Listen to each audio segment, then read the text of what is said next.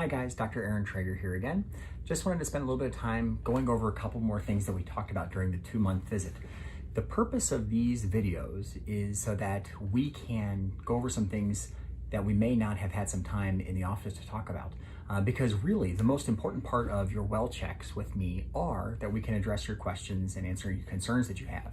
And sometimes, we get off on a tangent or I start talking about something that may not be entirely relevant, and then it'd be nice to watch these and kind of catch up. And it's also nice to share these videos with the people that weren't at the appointment with you today. So at the 2-month visit, there's a couple really big things that we want to focus on. The first thing is today is when the baby will get their first set of vaccines. So at 2 months, babies get 3 little shots and 1 little drink, and the drink protects them against this thing called rotavirus.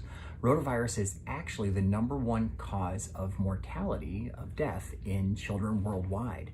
It's a terrible virus that you get that causes terrible diarrhea that causes them to basically get dehydrated and get really sick if there's not adequate hydration options available. So in places where I go, like in Haiti and other places in the world, rotavirus is still a major concern. So by giving the baby the rotavirus vaccine, we're protecting against infectious diarrhea from rotavirus in particular, but it also helps reduce other type of diarrhea infections that kids can get. So we get a dose at 2 months, and then we get another dose at 4 months as well. And then we should be done with it. And then sometimes there's a 6-month dose that we get as well. The other vaccines that we get are for the hepatitis B. Now the baby should have gotten the first dose of the hepatitis B when they were in the newborn nursery. And then they get another dose at 2 months and then another dose at 6 months generally. There's also another vaccine that we get for pneumonia. It's called the Prevnar 13 vaccine. This thing is really cool because it protects you against the bacteria that causes pneumonias, bloodstream infections, meningitis, sinus infections, ear infections, things like that. It's a very cool vaccine. And then the last is called the Pentacell vaccine. There are 5 things in this, which is diphtheria, tetanus, whooping cough, and polio in there as well. So this vaccine and this thing called Haemophilus influenza type B, which causes ear infections and meningitis and stuff like that. So after they get the vaccines, they're protected against most of those things, but we get boosters at 2, 4, and 6 months, and then there'll be some more as we get older too. But at 2, 4, 6 months, they're all the same. After you get your vaccines, there is about a small chance that kids may have a little bit of a fever or be more fussy afterwards. Most of the time, they're just fussy, and then that goes away in the course of a day or two. Now, if you would like to give Tylenol, you can. And when my nurse comes in today to give you guys, she should be giving you a little handout that includes the dose of Tylenol. Now, for Tylenol, if they're warm, baby's warm, go ahead, give them some Tylenol. That's perfectly fine. If they're a little fussy, go ahead, give them some Tylenol. That's perfectly fine. But if the baby does have a fever, meaning anything over 100.4, we would still want to hear about it, just like we would before. So you give us a call, let us know. But the difference is that when you're less than 2 months, if you have a fever, we're very concerned about it. Now at 2 months in, we've had our first set of vaccines. If you do have a little bit of temperature, go ahead, take the baby's temperature. You can use rectal, or you can use the little forehead thing, or whatever you guys want. That's all perfectly fine. Give them some Tylenol and then follow up with us in the next day or so. Now, if the baby is sick acting, meaning the baby's concerning to you with the way they're breathing, not acting right, anything like that, we would still want to hear about that right away. But generally, most of the time, go ahead and give some Tylenol and we go from there. Now, we'll talk about fever care or what to be concerned about with fevers more in the future. But for this window specifically, between 2 and 4 months, if the baby does have a temperature over 101, then we would like to see you in the office, like to see you in the office to double check and make sure things are going okay. But the same rule applies from now and forever, okay, is that if the baby is not acting right, concerning in any way, and you're like, man, this isn't right, okay, then we want to hear about it, or go to the ER, okay, true story. You don't have to have a fever for us to be concerned about the way the baby's acting. All right, if there's questions about that, let me know. Those are important things that we want to talk about. So at 2 months, it's cool because you feel like you're getting somewhere. Now at 1 month, yeah, sure, things are getting better. You're a little bit of a routine. But at 2 months, things are going much better. We're starting to smile at you a little bit, starting to be more interactive with you, starting to coo, making some little noises every once in a while. Those are all really cool. And those smiles are your reward for surviving the past 2 months. Okay, true story. This is exhausting and this is really hard, and the sleeping is still really difficult. But what's really nice about it is that as time goes on, things really do improve a lot. And I think you're gonna find that parenting is a lot more fun when the baby starts sleeping and when you know that you're not gonna hurt them by dropping them or something like that, because now that you're finally in that little bit of routine. So at 2 months, we're going to talk about the growth chart a lot more. And what happens with the growth is that babies are supposed to pick a line and they're supposed to follow it. Now, a lot of people, they'll hear us say, oh, you're at the 30th percentile for weight, or you're at the 50th percentile for height. And they say, is that good? Is that bad? You know, really what we care the most about is, are you following a line? So if you're a 50th percentile baby, then you should stay along that 50th percentile, and you should grow, and you should go with your height and weight about those things. What that means is, so when we say you're at 50%, that means that if you take 100 babies with your birthday, so take 100 babies, they all have the same birthday. And if you compare them to other kids, if you're at 50%, that means that 49 of them will be smaller and 49 of them will be greater, okay? So same thing with weight and height. And if you're at the 30th percentile for weight, that doesn't mean that you're underweight. It just means that some people are bigger, some babies are bigger, some babies are smaller, and that you should follow along that 30th percentile from here on out. Same thing with height. Now, I know whenever you hear, oh, little baby is at the 99th percentile for weight or 99th percentile for height, you know, everyone's really excited about that. That grandma loves it, everyone loves it. Oh, look how big the baby is. But then you see a baby who's at the 5th percentile or the 2nd percentile for weight, and people get a lot more worried about that. And that's not necessarily a problem. Really, okay, they're just smaller. They're just like they're bigger, just like they're smaller. What we care the most about is, are you following that curve? Are you following along that line? And that's why we'll be checking that so much. Don't change anything with the way you're feeding. Just keep feeding the baby, okay? Babies are funny at this age. You feed them too little, they cry. You feed them too much, they spit up.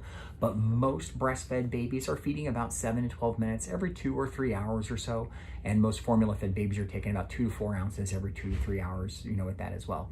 A little bit of spitting up is normal, but spitting up that's bloody or green, that is always an issue.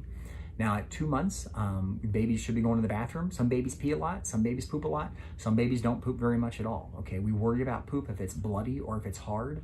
Everything else is normal. So a lot of times you will be pooping 5 or 6 times a day, and it'll kind of look like, if it's like a breastfed baby poop, is what they describe. It'll look like someone took a mustard packet and hit it with a hammer and it just kind of squirts. Sometimes it looks like toothpaste, but if it's bloody or hard, that's when we would be concerned about the pooping especially. Now, at 2 months, sleeping is a little bit of a crapshoot, okay? A lot of babies are waking up every 2 to 3 hours to be fed. Some babies go longer than that, and if your baby goes longer than that, that's great. But if your baby's waking up every hour or two, that's also really normal at this point as well. What we'd like you to do when it comes to the feeding at nighttime is go ahead. Baby's crying, go in there, change the baby, feed the baby, and put them down, okay? We want these feeds to be as boring and as brief as possible.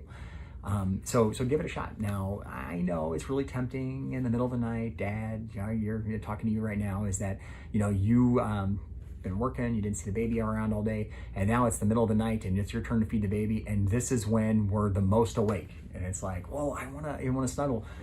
Try your best, okay? A little bit of that's fine, steal those kisses, and then put the baby right back down, because what we're trying to do is get the baby to go and build a better routine.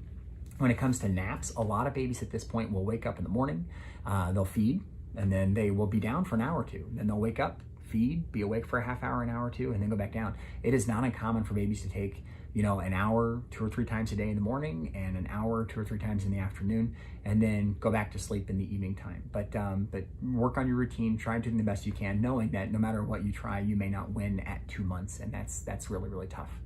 So when it comes to developmental milestones, we hit on this a little bit. At 2 months, they do start to smile at you and look around at you a lot more, making some noises where they start to coo and happy, upset noises, and those things are really, really great.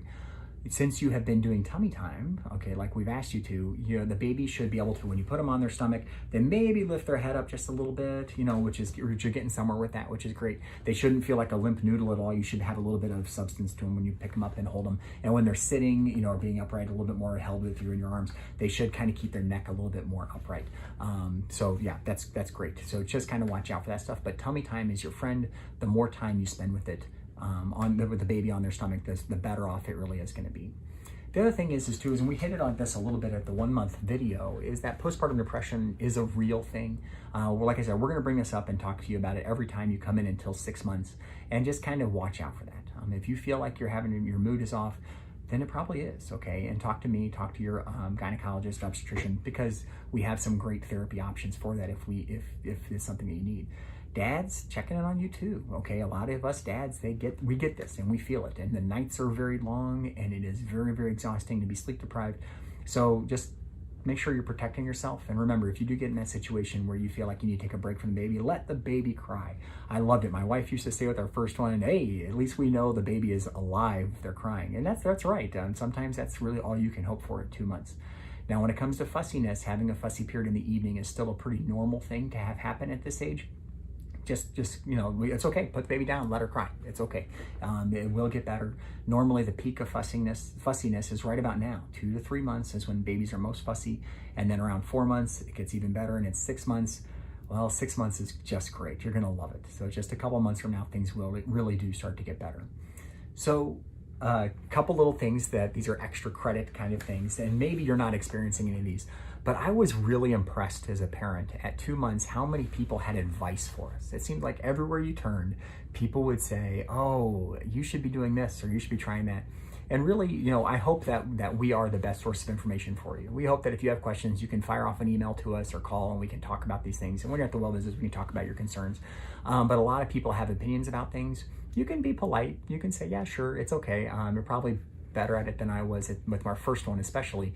But if they have advice, just say, okay, cool, thanks. I'll take that under consideration, and then just try and change the subject, okay? But everybody's has a lot of opinions about this. And when it's your family too, it's okay, cool, thanks Mom, appreciate that.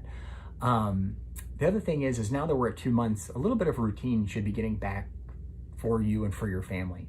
You may be going to daycare.